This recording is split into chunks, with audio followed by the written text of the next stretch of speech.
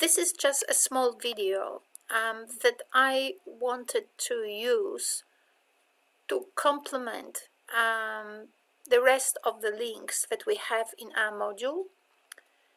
So I'll just run through it, and maybe this will somehow get integrated by you into a bigger picture on how to create learning experiences for students to support their reading. So we have a little definition. What's reading support? Sometimes students don't know. So techniques for supporting students in learning to read.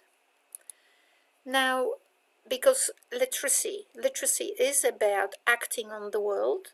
It's not just meaning making, because nobody makes meaning. We make meaning in context for a particular purpose, right? So we're always in a bigger scheme of things. So you've got there links to a paper that I produced with Amy Norman from Para Primary, and there we make a case for project being the pedagogy for teaching reading, exploratory activities enabling students to test their hypothesis, right? So it's the right hemisphere working. And then using some drills and some structured games for students to focus maybe on some learning points. This will strengthen the memory links they created during their exploratory activities, right? If you turn it around and have games and drills first, it's wrong. The brain can't process it and can't actually integrate it in the bigger scheme of things. You can't teach isolated activities, because who's gonna put it together?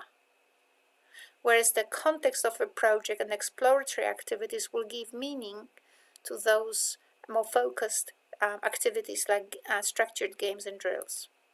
So my students always run out of ideas for examples of activities or projects. So here are some. Obviously they don't exhaust anything, but I didn't put here Pechakucha, right? Pechakucha, I think that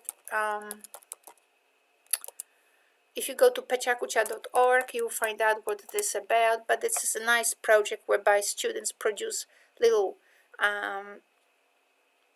presentations on something that matters to them. Now, those presentations for adults are about 20 slides in a presentation, in a PowerPoint. But kids don't have to have 20. They can just talk about one slide or two. That still exercises their oral skills, and they can actually do some reading activities in order to support them in the project of actually creating such a presentation. So that strategies, I'm not sure whether I or techniques, right? So I'm not sure whether I included them all, but we have plenty of them in our module.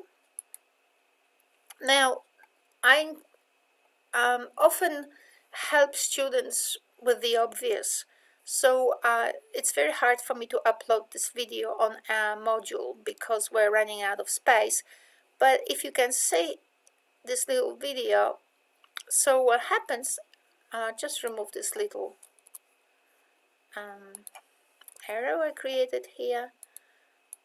So if you want to actually introduce students to or children to the idea of the map or different maps, and one way is to look at the interactive Google Maps and check where we are and explore our community, you can actually do this kind of search and go closer and closer until you get to your particular school, right? So and together you can play a little bit with their memory and check who is where and so on, and then you can get them interested in some community places, and maybe they could create reading projects for those community places.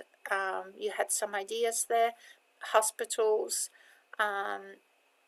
aged care centers, other children in different settings, remote schools, right? So that, and also doing projects for sister schools.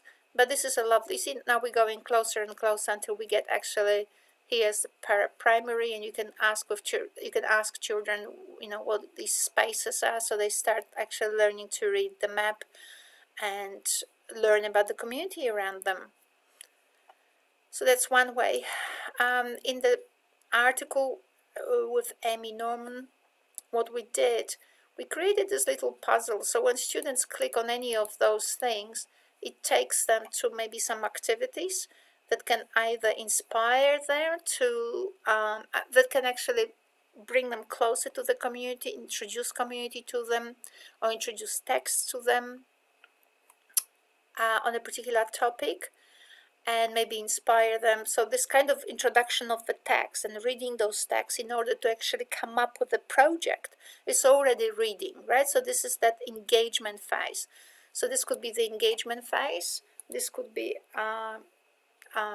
going through the project, and I can't remember the stages, whatever they were. You might actually have a look, but engagement phase, and then going through the project and evaluating the project for themselves. So each of those might take them to different activities. So that's a nice idea to utilize Smartboard so that kids can come up to it, touch it with their hands, see what's underneath those icons, and click and explore. We all love it, so will they. So these are some activities that could be underneath those icons, so they could explore the environment around them, or maybe a different community, different activities that people do. Never mind those texts here, I'll just take you. So it is very well known that children learn reading when they actually learn other alphabets at the same time. I know it sounds weird in an Anglo-Saxon system because we're scared of other languages, but that's actually the truth. So doesn't hurt you to have one or two classes whereby you can bring this. These are, I think, hiragana characters. I'm not sure. Or kanji. Sorry, it's actually written here. So right, and have some fun with them, and kids will get an understanding, a greater understanding of the relationship between the sign and the meaning. So it doesn't take much to understand. This is probably what, I don't know. I used to be so good at it. I remembered all these characters when I actually created this slide, but by now I'm a little bit of kind of forgot it. So I don't know. Let's assume it's a tent. So this one is this one I know it's a river. So this one would be an eye. That's a gate. That, do you think it's a rain? I forgot. If that's a gate, that's that's a fire. So you might ask your Japanese friends. So this is a person, and I think this is a person walking. I'm not sure. So this would be a fish. This would be a sun, and this would be, what do you think, cloud? I have no idea. But anyway, bring the person from another sort of culture where they have drastically different alphabet. Apparently it helps. You know how perception consists of a person constructing bigger pictures from smaller features.